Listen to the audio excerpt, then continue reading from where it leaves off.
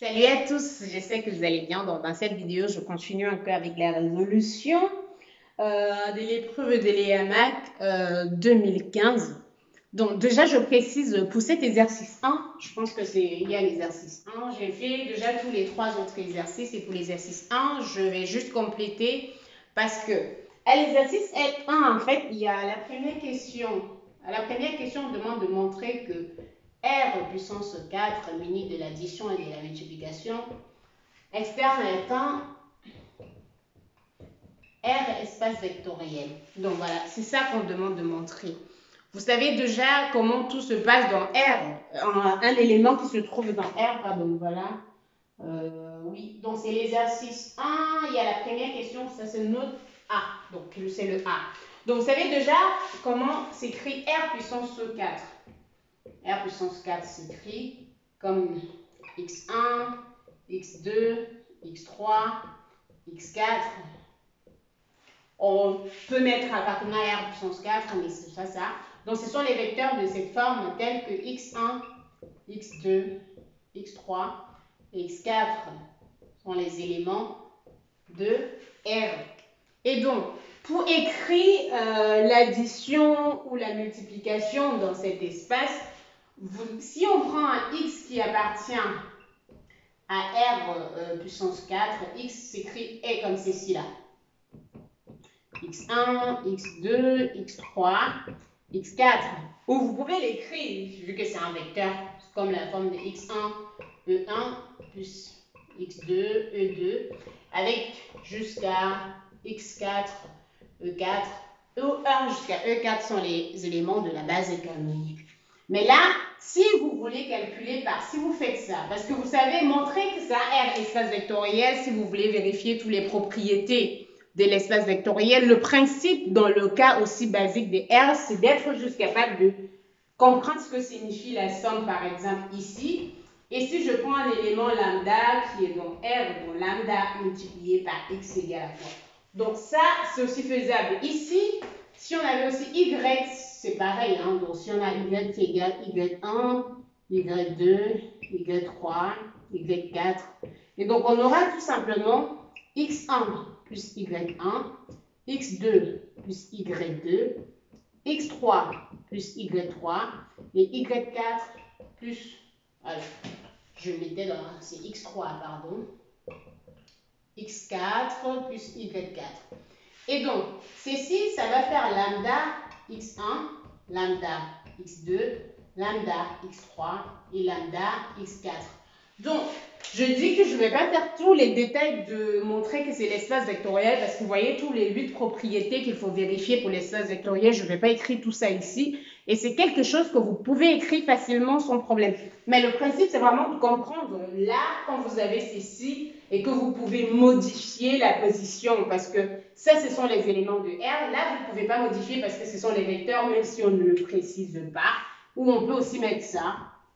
Généralement, si on met ça pour que ça soit plus facile de comprendre et tout. Donc, en principe, c'est ça. Mais lorsque vous mettez le x1, c'est un élément. C'est dans R. Ce n'est pas un vecteur. Et donc, par conséquent, là, vous pouvez vraiment changer la position y1 plus x1, y2 plus x2, y3 plus x3, y4 plus y plus x4. Et là, donc, vous trouvez x plus y plus x. Donc, c'est un peu de cette forme-là que vous allez vérifier tout le principe de, comment dire, tout le principe, toutes les propriétés de l'espace vectoriel sans problème. Donc voilà, c'est ça pour la première question. Et la deuxième question, on demande de vérifier, pour la deuxième question, on demande de donner deux sous-espaces vectoriels de R puissance 4. Le basique, je dis toujours, hein, là, vous pouvez encore noter R comme ceci. Ici, c'est R puissance 4. Je pense que le mettre comme ça, c'est vraiment plus facile pour comprendre. X égale à ça. Donc là, ça vous permet de mieux comprendre. Et on a demandé sous-espace. Alors, le basique que je prends toujours, c'est vraiment X1, X2, X3, X4. Alors, si je mets ça, ça ne marche pas trop. On va mettre comme ça. X Y, Z, T appartenant à R puissance 4. On va prendre ça. Alors, je précise encore. Lorsqu'on met sous cette forme, c'est un peu comme si on avait ça, ça, ça et ça. Tel que X ça, plus Y ça, plus Z ça, plus T ça, soit égal à 0. Et donc, on a vraiment ce truc-là, X1 plus Y1 plus Y2, pardon, plus Z1 plus T1 égale à 0 jusqu'à X4 plus Y4 plus Z4 plus T4 égale à 0. Donc, c'est encore ce système comme je l'écris là. Mais donc, voilà, ça c'est le principe pour pouvoir écrire le sous-espace vectoriel dans ce cadre-là. Donc, voilà un peu ce que je peux écrire. Maintenant, qu'est-ce qu'on peut prendre comme un autre sous-espace vectoriel? Alors, j'ai dit, c'est un exemple. Vous pouvez choisir ce que vous voulez. Vous n'avez qu'à rajouter, par exemple, 2 devant une valeur ici. Alors, vous avez une autre sous-espace vectoriel. Bien évidemment, si vous mettez égal à 1, ce n'est pas un sous-espace vectoriel.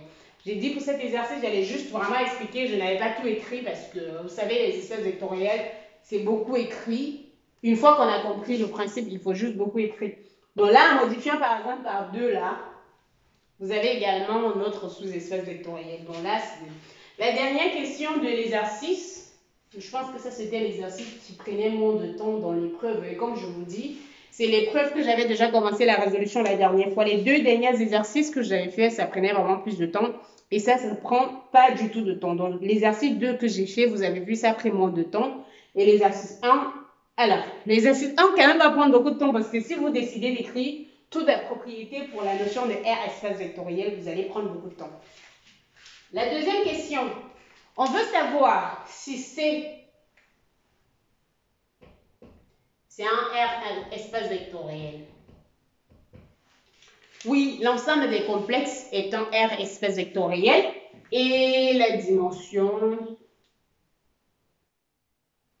de C, c'est égal à 2. Donc, maintenant, qu'est-ce qu'on demande comme question? Si oui, quels sont les vecteurs de la base? Les vecteurs de la base de C, c'est B, c'est 1 et I. Donc voilà, ça c'est les vecteurs de la base de C. Donc voilà, c'est tout pour l'exercice. On ne pouvait pas écrire plus que ça. Et si vous avez des questions en commentaire, n'hésitez pas, je vais répondre à vos questions. Et on va continuer avec la résolution des épreuves comme initialement prévu.